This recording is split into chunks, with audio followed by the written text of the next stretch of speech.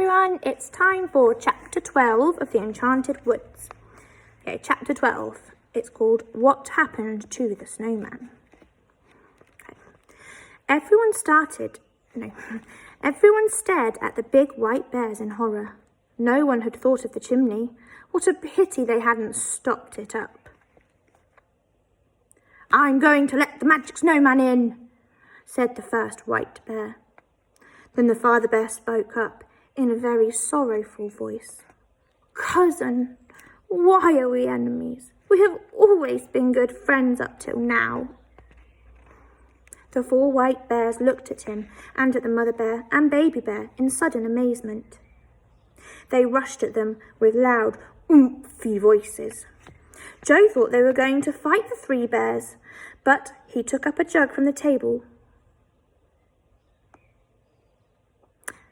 Joe thought they were going to fight the three bears, and he took up a jug from the table to help his friends. But no, the white bears were not going to fight. They were hugging the three bears as tightly as they could. And to the children's amazement, tears were pouring down their furry faces. "We didn't know it was you," said the white bears. "Why, cousins, we would never have fought you if only we had known you were the three bears we love so much." There, said the mother bear, wiping the tears of a white bear off her fur. "It's all right, but for goodness sake, tell the other bears we're friends. We don't want the front door battered down." Moonface opened the door and yelled out of it, "Bears, it's all right. This is the cottage of your cousins, the three bears.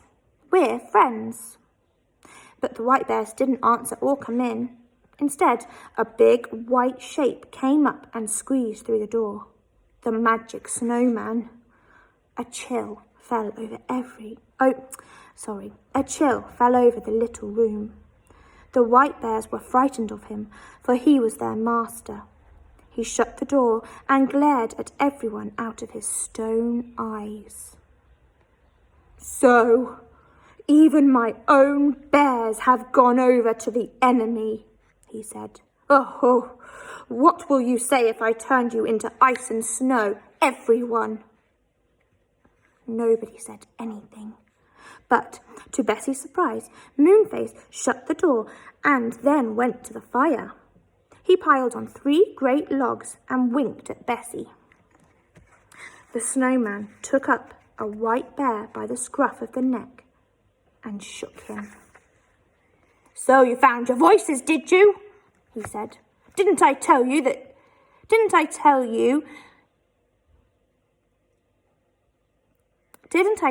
that you were only to say oomph and not speak a word to anyone? I won't have bears that talk." He picked up another white bear and shook him. "So are you friends with my enemies, are you?" he said. The room became very hot. Joe took off his coat. So did the others. Moonface slyly put on another log. The fire crackled and shot great flames up the chimney. Fanny wished she could take off everything, she was so hot. "Whatever does Moonface think he's doing making the room so hot?" she thought crossly. But just as she was about to tell him to put the guard round the fire, he winked at her. And she said nothing. Moonface had some queer plan that she was carrying out. The snowman went on and on, grumbling and threatening. Everyone listened and said nothing. Moonface poked the fire and it blazed up higher. "Now, this is what I'm going to do," said the magic snowman. "I'm going to take this nice little cottage for my own and I shall live here. All of you others can live in a snow house and freeze for all I care. You will all wait on me and do whatever I say." "Yes," said everybody. They all knew now what Moonface's plan was. He meant to make the room so hot that the magic snowman would melt. Clever old Moonface. A little trickle of water began to run from the snowman's broad white back, which was near the fire. Moonface pointed to it secretly and grinned. Fanny thought Moonface's beaming face looked so funny that she began to giggle. She really couldn't help it. Goldilocks giggled too, and stuffed her handkerchief into her small mouth. The baby bear gave a high squeak of a giggle and then wept bitterly because the snowman cuffed him. "How dare you laugh?" shouted the snowman angrily. "Outside, all of you, outside! This is my cottage now, and not one of you shall stay here." They all crowded outside except Moonface, who crouched behind a big chair, determined not to leave the fire in case it burnt low. Outside it was bitterly cold. The white bears quickly dug up the snow and made a high wall to shelter the others from the wind. They crouched there, cuddling close to one another for warmth. The big white bears wrapped their furry arms round the children and warmed them beautifully. Joe thought they were very kind indeed. They waited and they waited.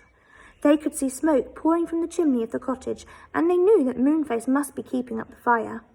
The bears oomphed every now and again, and the children whispered to one another.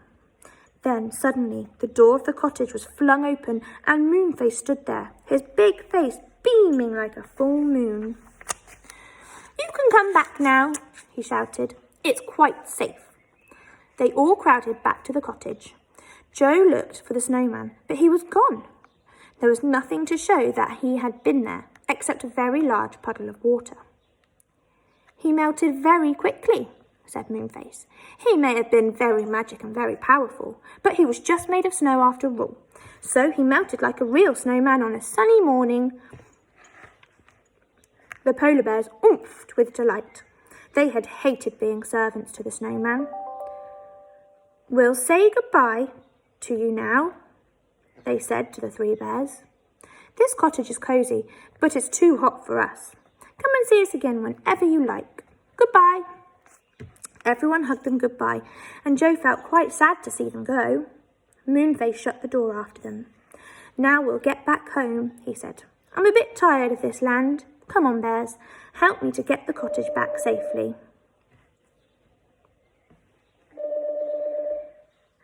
He didn't do the same magic as before. He drew a circle on the floor in dark blue chalk, and the three bears stood inside, holding paws.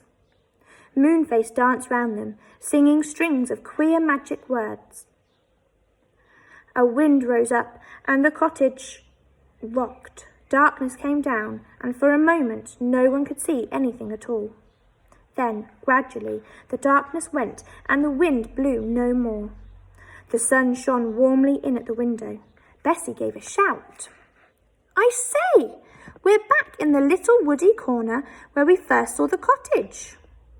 And it's daytime now, not nighttime." "Well, we've been having this adventure all night long," said Moonface with a laugh. "It's sunrise now. The night has gone. You'd better hurry off home, children, or you'll be scolded for leaving your beds at night." They hugged Goldilocks and shook hands with the three bears. "We'll come back and see you sometime," said Fanny. "Thank you so much for all your help."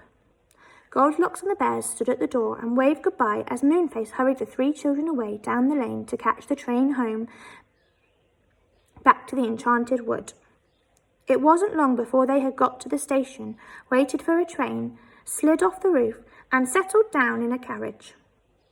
When they got to the Enchanted Wood, they said goodbye to Moonface, and Fanny gave him a kiss for being such a help. He was so pleased that he went red all over his enormous face, and Bessie laughed. "You look like the setting sun now," she said. "You really ought to be called Sunface." "Goodbye, see you soon, I hope," called Moonface. Off went the children home and got into bed just about an hour before their mother called them to get up. My goodness, they were sleepy all that day. Okay, and that's the end of that chapter.